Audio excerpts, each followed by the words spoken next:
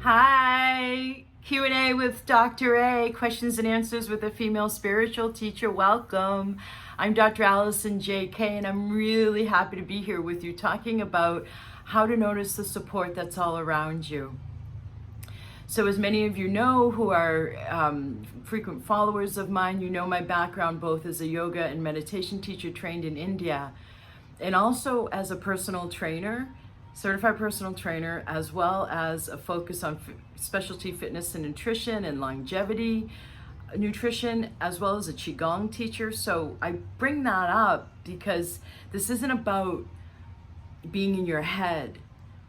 So I created the foundational upgrade system as a combination of mindfulness, which comes from the practice of meditation, and then energy medicine, which very much is based on the chakra system from the ancient yogic wisdom, and how to increase the flow of energy within our system in grounding you here in your body. So there's an element of quietness that needs to be in your head. There's then an element of being present enough in your body so that you're here in the present moment, required in order for you to notice the massive amounts of support that's out there right now. We are going through what is known as humanity's greatest evolutionary leap from 2012 to 2032, and this year has been the most pivotal year. I've been talking about this since 2011. I used to have a radio show on Voice America where I interviewed all these specialists, particularly from the Mayan focus, of how this is has been predicted, and not just by them, but in the yogic culture, understanding that Kali Yuga is changing now, and in the astrological understanding how we're going from one era that we haven't been in yet since the 1200s. And then there's another new cosmic alignment that's been coming in during 2020 that we haven't been in since the 1600s. So there's a lot of change, obviously. And there's also an increase in the ability to perceive the multidimensional reality. And when we talk about 3D physical life, here, my arm, right? Our senses and our perceptual equipment have thresholds put on them. I teach this a lot. I talk about this in 2 of my 3 books about how when looking at I used to teach AP psychology in the classroom, and when looking at any college psych 101 textbook, there's a different chapter for sensing and a different chapter for perceiving, which the perceiving is the mind's calculations to come up with a label to produce what one of the 5 senses is picking up. And there's thresholds on those 5 senses so that we can safely and easily navigate the physical 3D plane. What's been happening since around 2012-ish, a bit before, but I won't go into that now, is that the sturdiness of the closure of only being 3D and the sturdiness of those thresholds, let's say, has been really solid and real, making physical reality really solid and real. And when you go to special places on the earth, like the heart chakra of the planet in Glastonbury, UK, there are what's known as the veil is thinner. It's also that way from the Celtic understanding of Samhain, which is our Halloween. The veils are thinner, and what that means is from the physical 3D world to the multi-dimensional 4D, 5D, 7D, 9D, and that's where you can perceive much more subtle energy.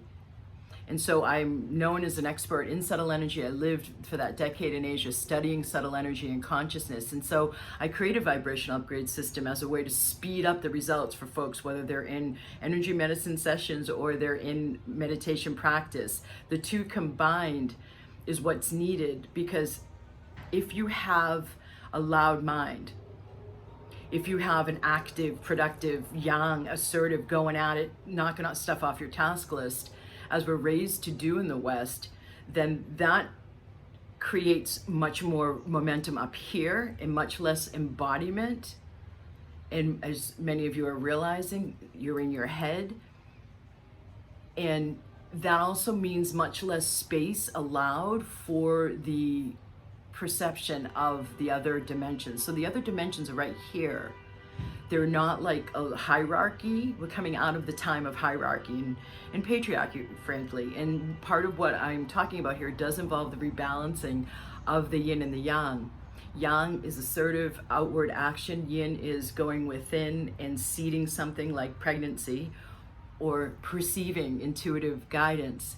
So you want to create enough space in your life to be able to have a balance between perceiving, receiving, and perceiving, and then taking action steps based on what you're receiving and perceiving. So I know that the heart chakra is very much involved in intuitive messages. It's not just the third eye. There's a lot of folks who are newly awakened and a lot of trendiness here on YouTube and in other places to focus on the third eye as the access to this multi-dimensional travel, this galactic, this all of the stuff that's out there that isn't about actually using it for our existence here in our body to live up to our fullest potential. That's why I brought up the stuff that I do that's focused on the body, because it's about being embodied here on the planet, using all that expansiveness, bringing it down and being open to allow it to guide you how to go forward. That's a Qigong move that you're seeing me do right there. So there's energy flows. And this is one of the most basic Qigong movements. And you'll notice it's stepping out. And I talk about this in my second and third books. And coming back in, or stepping back, or withdrawing. So stepping out and receiving. So how do you create that quiet in your head? It takes a while. It really does.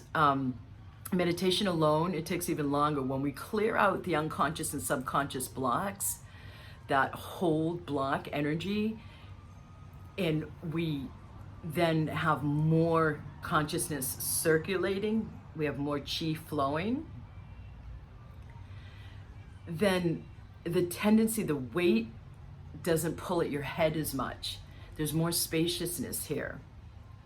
And then really being solidly present, meaning not just from meditation or yoga or creating presence, but really working with the root chakra. So there's a basic belief or right to every chakra. And it's not just about listening to YouTube videos and getting them balanced for 5 minutes a day. It's good that you're doing that. But there is a way to work with the chakra system so that you can do this. You can perceive all the support around you, and then you can hear it. And you can take action and make choices based on it, which is the model for the new paradigm. And there is so much support helping humanity right now. Obviously, there's been increased suffering. I know that Thursday night on the Magic Manifestation and Money Flow, my signature program group call, I was talking about this aspect of, I was running a clearing actually for good fortune, and an activation rather for good fortune, and clearing out all the subconscious and unconscious blocks, conditioning, karma, trauma, etc., parental imprints, old contracts around why you would not allow yourself to have good fortune.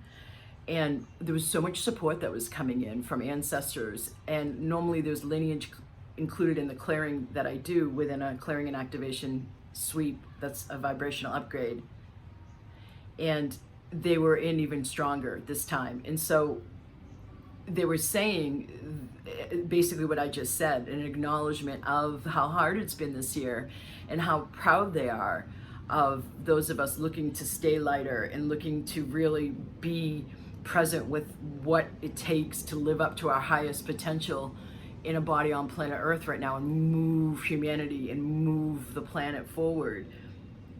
So I know that I have created my life so that I have 3 different clipboards. I teach my masterminders this, and one is a list of things to do today that are needed right now. A second clipboard is a list of things to do within the next week but can wait, and the third clipboard is ideas for the future. And I have a ridiculous task list, right? I mean, I run a really busy business with a pretty big staff or team, and then serve so many people in my different ways I serve. And so it's not like I just sit and meditate all day. And in fact, I noticed that just this month, or actually in November, I was feeling the weight of the year and knew that my heart wasn't as light as I'm used to it being, and prefer for it to be. So I have engaged in extra practices to get my heart open more. So by the way, that will help you create a much bigger field by working with the heart chakra, that then will, according to the way energy flows, allow for more of this support to come in. And right now I have a 50% off if you're watching this through the new year of 2020 into 2021 of all products. And there's other bonuses to help us all move in robustly into the new year and setting ourselves up for what this new year is bringing in as we shift out of what 2020 has been. So that was a lot of information. That was all heady. And I know that I tend to attract, I have a PhD, right? So I tend to attract intellectual people. And I've noticed that because our society values intellectual growth